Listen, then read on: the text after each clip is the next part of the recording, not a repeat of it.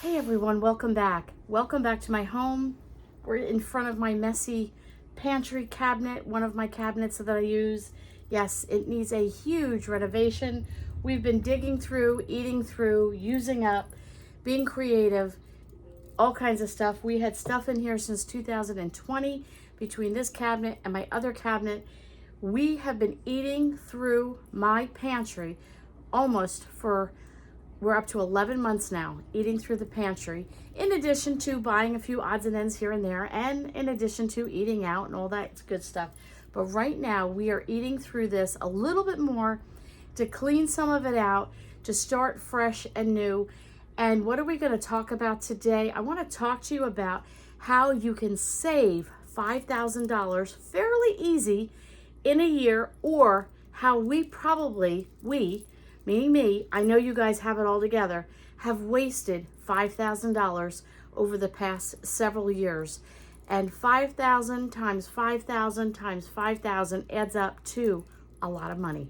So let's talk about it. So we're going to be talking about money. So I have here, this is my emergency money envelope.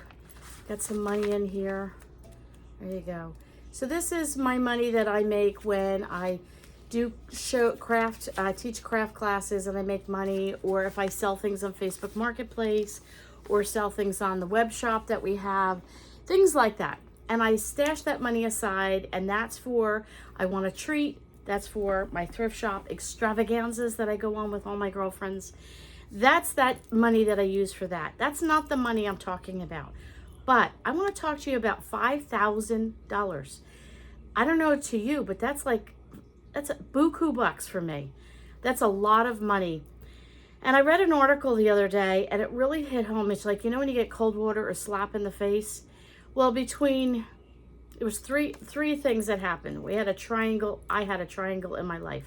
Let's do a triangle. That's not quite right? Maybe there. We've had a huge upheaval in our home. Graham has not been well, and it's been a mess. So that has totally put a wrench in life, a wrench in everything. It just has disrupted my world. I read this article about the $5,000 being wasted or being saved.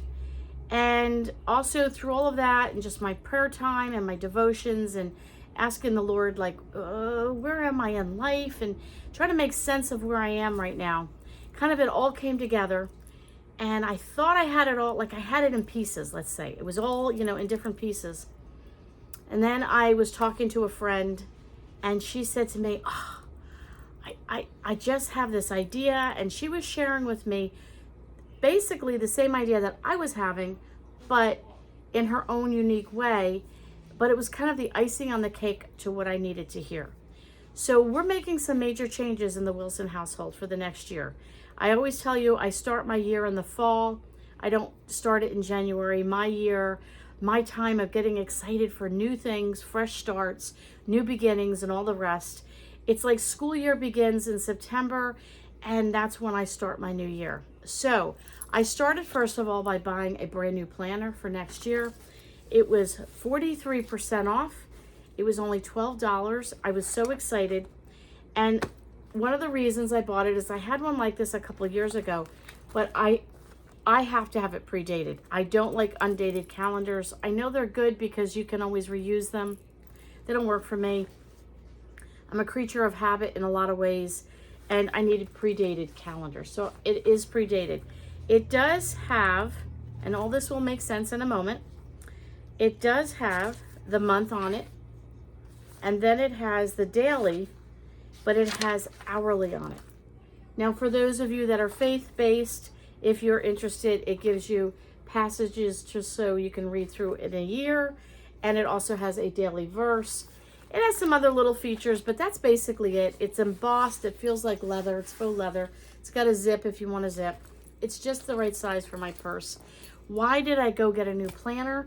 Why am I talking about money? Why am I talking about money? Why am I talking about money?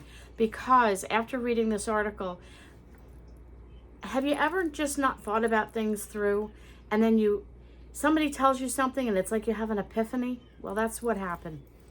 The gist of the article was this: how to save or waste $5,000 a year is spend or save. It's about, I think, $13.70 a day.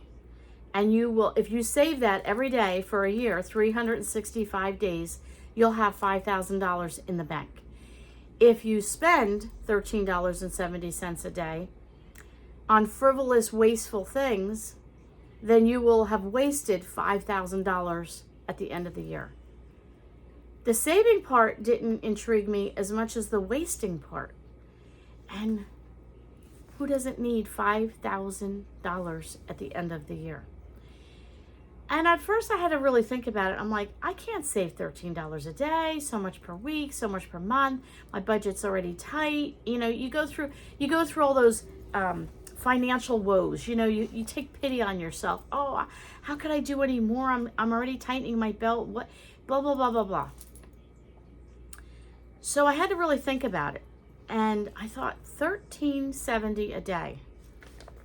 That's money in my pocket. What could I do? So I had to think about it. My grandma and I went out for ice cream. Now, let me just say this first. Frivolous things is a good thing. We need that once in a while treat. You know, I bought a planner for $12. Okay, so if I didn't buy this planner, that virtually would be like my $13.70 that I would have saved. That is a necessity. My planner runs out this year. I need one for next year.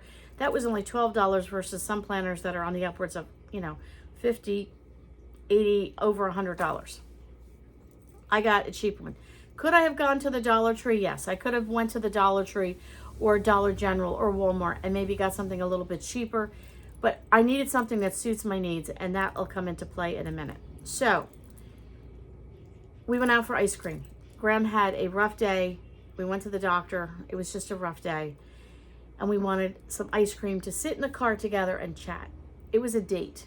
It was a cheap date. If you talk about date, we didn't go out to dinner. We didn't spend, you know, on the upward of $100. You know what it costs to eat out now. So it was a cheap date. But ironically, the two ice creams, we got ice cream cups with sprinkles. I didn't realize how expensive ice cream is. Why? Because you just buy it, you don't think about it, and you sit and you eat it. So that day I went back and looked to see what we spent, and it was $13.77 for two ice creams. Now it's a cup of ice cream, got sprinkles on it, you know, we splurged a little here. But I thought, whoa. And then I thought, how many times do we run out and get cups of coffee? Now, again, periodically you want to get a treat. You want to get a little cup of coffee. You want to get a pumpkin latte or a peppermint latte as they come out for the season. Okay, that's one thing. But it's another thing if you want to go and you want to be able to start saving some money so you have your $5,000 at the end of the year. Are you buying those cups of coffee every day? Now, I don't know. Are you working? Are you traveling? Are you commuting? Are you picking up a bagel and a coffee every day? 2-3 weeks ago, I got a bagel and a coffee and a water bottle to take to work. It was $7 and change. You know, it starts to make you think about when you want to spend money and the reality of how much are we spending on a daily basis that we don't need to be spending. Now, I'm not telling you don't go on a date with your significant other. I'm not telling you don't treat your kids to something. I'm not telling you not to treat yourself to something, because I will still go to the Dollar Tree. I will still do things. I will still thrift. I will still do things. But I'm being more diligent about saving my money by selling things on Facebook Marketplace when I can, or, you know, doing things like that, or maybe making an exchange with somebody instead of buying maybe a new chair and they have a chair they're getting rid of and you have a table they want and, hey, you want to swap? There are things that you can do that way. I don't know. There's all kinds. Leave in the comments below creative ways that you think you can save money with swapping. Maybe you've done something recently, or doing a favor for somebody, they do a favor for you. There's maybe no money exchanged, but you still get the item taken care of. You know, maybe you need your walls painted and you can sew something for somebody. I don't know. All kinds of things where that money you would have spent can be saved, or you could cut it in half. I really honestly got a slap in the face when I heard that. And you know, we're getting older. I'm not retiring yet, but we're leaning toward, you know, that would be the next phase in several years, retiring. And just trying to stay above board with my finances and cost of food, cost of living, and all the rest. We don't live a extravagant life. If you know me in person, no, I don't live extravagantly. I really don't. I live very basic. Most of my clothes are thrifted. Most of my furniture is thrifted or gifted. Gifts like this one. You've seen the cover of this. Let me show you the front of this cabinet. This cabinet here, I love this cabinet. It was in the garbage. So like we get gifts on the side of the road, all that kind of stuff. But what can you do to save money? What can you do to make that goal of this year, I want an extra $5,000 in the bank? What would you do with $5,000 extra? Would you pay off a bill? Would you pay down a car payment? Would you go on vacation that maybe is very much needed? Maybe you would just, you don't have a nest egg, you have no emergency money. Would that be your emergency money? Maybe you need a roof on your house. Maybe you need new tires on the car. And that would be a, you know, place for you to be able to go and say, I can pull from that money and it not make a dent. How can you easily save $5,000? We're going to look in the comments and we're going to see what all of you are going to suggest. But when you break it down to $13 and change a day, could you save that amount of money? Now, another way you can save money is, yes, we're guilty. We get takeout containers periodically and we order out. Is that saving us money? No. If you look at the cost of food, now that I will tell you, we had a friend stop over the other day and they left us a bouquet of flowers because they knew what I had just encountered with Graham, and it was a rough week, and it ended in the end of the week was even rougher, and she just had a heart for us. She stopped over at my job, and you can see in the picture, and she brought me flowers and a card, and when I got home I opened the card and there was a gift card in there that said, put your feet up and dinner is on us tonight, order out. So what we did is we ordered out. So now if I had to pay for that, it was quite pricey, but the gift card covered it. Thank you to my people and thank you to the Lord for that provision. But tonight, what am I doing tonight? Well, we're taking a $1.25 box of Hamburger Helper, and it calls for a pound of ground beef. Well, I took the pound of ground beef and I cooked it all up, and I took half of it out of there. Because I've talked about and listened to my own words, sometimes the meat could be the side dish and not the main dish. And so I thought, you know what? We don't need that much meat. We really don't. So I thought I could take half of it out and maybe make a beef stroganoff or some kind of something with it. And we could save a little money that way. That 1 pound of ground beef could make 2 meals instead of 1 meal. But I did have a small container of green beans and, no, was it green? Peas and carrots that I had made the other night, and it was just a little bit left, not much. And I threw it in a little container and put it in the freezer. And I'm thinking, you know what? I can add that to it, you know, try and hide those veggies in there. But a $1.25 box of Hamburger Helper with half the amount of meat, add some peas and carrots, and in the fridge I've got cucumbers, lettuce, and tomato. So we can make, oh, and beets. So we're gonna make a nice salad. We're gonna enjoy the salad with our Hamburger Helper. Now this is a $1.25 versus how much in the world would takeout be, right? So what's in your pantry that you can find? Now, I have made homemade, I've got these shells right here. These were 99 cents, I think. They were cheap. I don't remember. They were cheap. They were about $1. I can make homemade Hamburger Helper with that. I've got cans here of tomato sauce. I've got other noodles here. I've got stuff. We got to clean this out, yes.